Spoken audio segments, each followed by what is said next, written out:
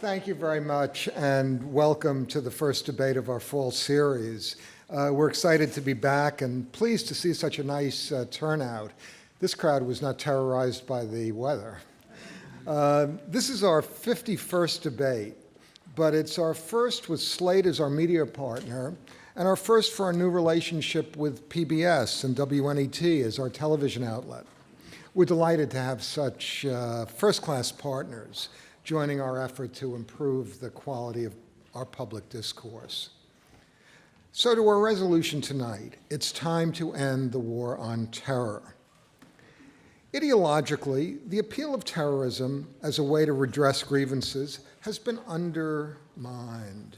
The Arab Spring has accomplished far more through largely peaceful means than al-Qaeda ever accomplished through violence. Tactically, the balance has shifted.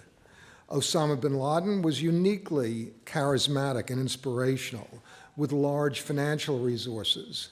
Now he's dead, as are most of his lieutenants. Al-Qaeda's leadership is fractured, its communications primitive, its financing highly constrained, and its operational capabilities severely limited. We achieved this result by expending enormous resources for intelligence, surveillance, drone attacks, and brilliantly coordinated raids. But the al-Qaeda war was never going to be ended by a peace treaty.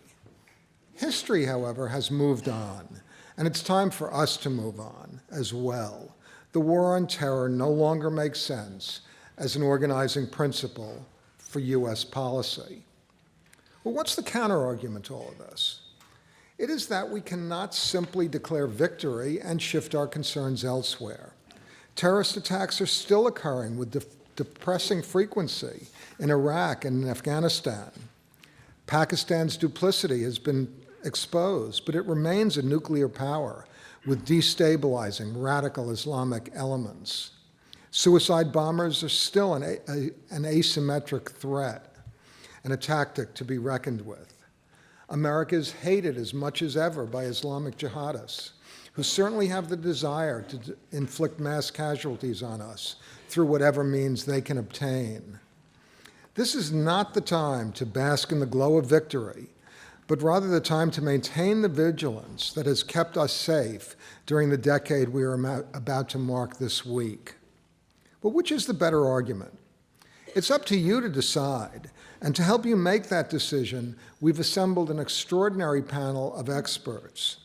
Before I turn the evening over to them and to our moderator, John Donvan, I'd like to invite Jacob Weisberg, editor-in-chief of the Slate Group, to say a word.